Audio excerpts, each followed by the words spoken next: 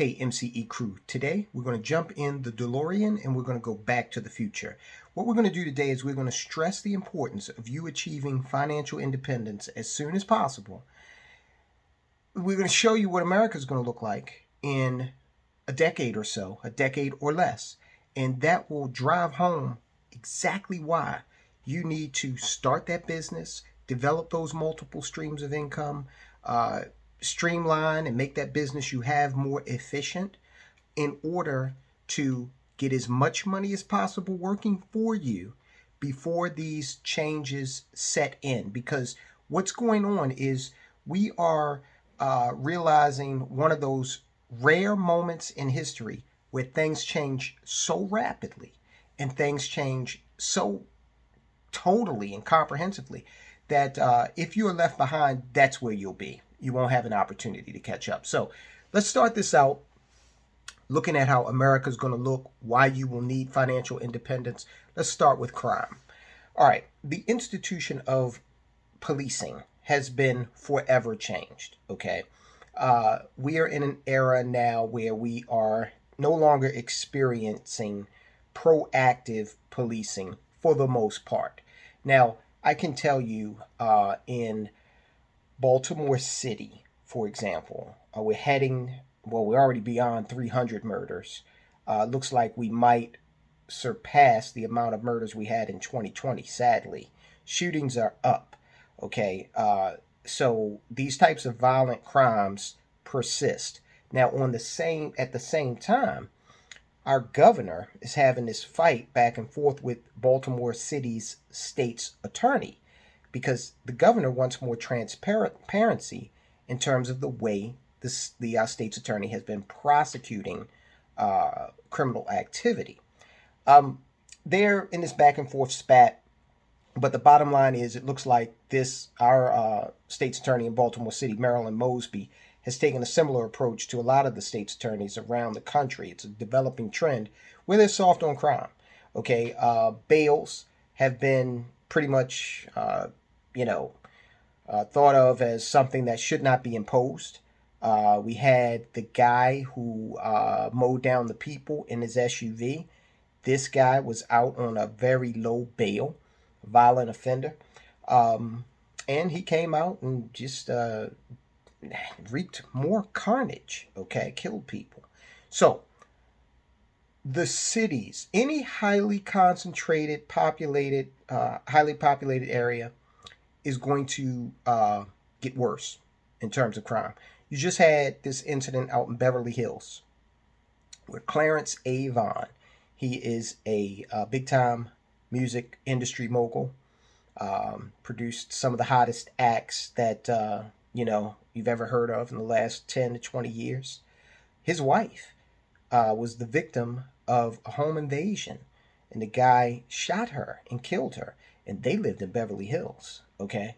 So you're going to see crime metastasize out of the, city boundaries into the surrounding suburbs, and you're going to be put in a position where you really have to think seriously about your security and the security of your family, okay? And it's going to enter a lot of people's minds that they want to move further out. And this is going to be made possible if you're a knowledge worker or if you own a business, not own a job, but own an actual business. You'll be able to move yourself and your family into a situation or into an area where it is off the beaten path. Okay, where you don't have to necessarily, be susceptible to the types of criminal activities and the frequency of that activity that you see in the more populated areas. And now I know someone's going to say, it can happen anywhere. Yeah, stuff can happen anywhere, but if I gave you a choice to walk down Pennsylvania Avenue at 2 a.m. in Baltimore City or walk down a street in Vail, Colorado at 2 a.m., I'm sure you would choose the latter, okay? You'd be smart too. So crime, that's one thing that's going to cause people to want to move outside of these areas, outside of these heavily populated urban centers, okay? You don't have to necessarily show up at an office, so you don't need the convenience of being on the public transportation line or being just a mile or so away from the office if you're a knowledge worker, because more remote working is going to, accelerate. We're not going backwards. We're going forward in terms of remote working. And companies are going to realize soon enough that it's better for you to use your electricity than theirs. And they can dispense with all of this big time real estate, insurance cost, security, all this space they've got for parking. They can dispense with that, and they can have you work at home. Okay, we've already proven that with the 2020 lockdowns. So people are going to want to move out further. Okay, because of crime. Now, I stress want to move. Many people won't be able to. Many people will be trapped, and they'll be trapped because they don't have any money. They don't have the money to do it. Okay. Now, I've seen people get trapped in neighborhoods. The neighborhood that I came up in West Baltimore, beautiful neighborhood when we were coming up. But as the 80s wore on and the crack epidemic came through Baltimore City, D.C., Detroit, many other urban centers, the people who had bought the houses and had either served in World War II, like my grandfather, and was retired from the Navy, or people who had gotten good jobs, like our neighbor, the Pinckneys. He had gotten a good job at the Board of Education. He was a professional man, raised a family. They left or they died out. Okay, some people gave the properties to their children, and in many cases, the children didn't keep the property. They either sold it or they lost it because they didn't understand they had to pay taxes on it. Okay. So a lot of people, though, were trapped. A lot of those older people got trapped in those neighborhoods. And as the crime started to accelerate, they weren't able to get out because their homes weren't worth enough for them to sell and then be able to buy in another neighborhood. Money would have solved that problem. They didn't have enough of it. Okay, so that's number one. Number two, how is the world going to look different in terms of your number one asset and your health care? Well, I tell you what, I usually, on this channel, I always say, well, I'm telling you what I do. I'm not giving you any advice. I'm going to give you some advice. Take care of your human body, okay? Start exercising and eating right. Now, I know my grandfather, he smoked Pall Mall cigarettes, like 2 packs a day. And when he died, it was not of lung cancer, okay? And then I know on the flip side, people who have lived extremely healthy lives and have cared for their bodies in terms of exercise and eating right. And then they have come down with ailments that no one saw coming. So nothing is guaranteed. This is life, okay? But I will say this.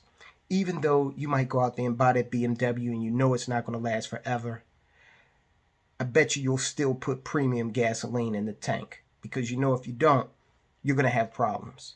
So start eating right, start exercising, and I'm going to tell you why. Because you do not want to be in a position like someone I know. Well, I don't know him personally, but I know of him. And he and I have had this conversation. Who is on a $50 a week food allowance from one of the states, okay? He's on the welfare system of one of the states. Older gentleman who worked all of his life. A professional, white-collar job. But he did not do what he should have done in terms of his money and his health, okay? And now he cannot work. The money's gone, and he is on a $50 per week food allowance from the state. He gets Medicaid, and he's really, really worried because he just got a diagnosis, and he doesn't know to what extent he can get the type of treatment that he needs, okay? This type of situation is going to be more pervasive in the future because the United States of America is broke, okay? And as my generation ages and starts to become eligible for things like Medicare, which is something you're not thinking about right now because if you're listening to this, you probably are nowhere near Medicare age. But that's a program that once it's an entitlement program that once you get old enough, you can apply for. And it's not as rosy as you might think it is, okay? Ultimately, you are responsible for your health. And if you are infirmed and you're always in a doctor's office, you're doing two things. You're not free and you're racking up cost, okay? You are depleting any nest egg that you put forth and you squirreled away when you were younger, okay? So eat right, exercise, and start putting some money. Study the health savings account. We're going to do a video on that. The health savings account will assist you in many ways, but it will also help you to keep up with the rising cost of healthcare so that when you need those services, you won't break the bank and impoverish yourself getting those services. Do you know there's Medicare and there's Medicaid? Well, in order to qualify for Medicaid, you have to demonstrate a financial need. The government says you can't have assets. Okay, you got to be broke. Now, if you got to be broke to get that and you're older, what do you think the chances are of you being able to regenerate money? You won't be able to in most cases unless you have a business that is still going on, investments that are still paying you income and appreciating. Otherwise, you're past your prime earning years for you as an individual. Who's hiring you at 65, 70? Let's just be real. Nobody. Okay? All right. So that's number two. Your number one asset, your health, your well-being. Take care of it because without it, you have absolutely nothing. And if you are constantly spending money in order to keep your body, stay alive, okay, in this world, then it's not going to end well. Okay, next. Another thing that's going to happen in the future. Robots are going to take over, okay? Might sound like sci-fi, but let me tell you what. They've got several robots out there that are able to, they got one that is downright scary, man. They've got this robot from Engineered Arts called Amica, and the movements of this robot are so fluid, okay, mimicking those types of movements that we as humans make. Artificial intelligence and robotics are going to make many forms of human labor obsolete. Many forms. And please do not think just because you are a white-collar knowledge worker that you will be exempt from robotics and artificial intelligence. You won't be. They've got robotic attorneys, okay, right now that are sifting through reams of court records looking for various precedents so that they can help the human lawyers go into court and argue cases, okay? This world, so that's a low-level attorney, an intern that is not needed, okay, thanks to that system. They've got an attorney called Ross, an artificially intelligent attorney built by IBM, built on their Watson AI platform that's out there, and it's being used in real-world legal applications right now, okay? So no job is safe. Now, if you are a business owner, then things are looking up because let's say you have a restaurant. Well, McDonald's is employing this restaurant called Flippy, okay? I used to be a burger flipper when I was in high school, and I loved it because it put money in my pocket. But guess what? That job for young folk might be in danger of being obsolete, being taken away, because Flippy, you only spend money for Flippy one time. Flippy doesn't take vacations, won't try to organize a union, won't call in sick. None of that. It'll just sit there and flip the burgers, make the hamburgers, and trust me, it will make the food either indistinguishable from that made by a human, or it will make it better. you are already interacting with these types of systems when you go into most fast food places today. McDonald's has that kiosk that you order from, and you've seen people get more and more acclimated to that thing. Okay, so if you're a business owner, this is great for you because you won't have the types of human related expenses if you own certain types of restaurants. And the technology is just going to continue to advance. Look, we are in a place right now where if we don't get our financial houses in order, our financial fortresses built, then we're going to be in serious trouble. Okay, we're going to become wards of the state, or I should say, people are going to become wards of the state. You're going to be told where to live. You're going to be susceptible to the $50 food allowance or something like that I was telling you with the gentleman that I had conversed with. You're going to be in a situation where you cannot compete with an artificially intelligent computer. Okay, you can't think that fast. You just can't do it. And the robots they have at Boston Dynamics, for example, you can't physically outperform these robots. The robot's doing backflips. Can you do a backflip? Okay, right. So if they're, doing those types of things right now, just imagine what it's going to look like 10 years from now. Start to acquire assets now. If you had any kernel of desire to build your own business, do it now, okay? Because in 10 years, a lot of the opportunities that are here right now won't exist anymore for you. And you will have to be in a position where you've got money out there working for you. So you will be insulated from this. As your area deteriorates, because more and more people are resorting to crime because of these soft on prosecution district attorneys, because of, policing that is no longer proactive, you can say, I'm out of here. If you get a little ache or pain, you'll be able to address it without having to impoverish yourself, okay? Or without having to choose between impoverishing yourself or possibly just living with the ailment, all right?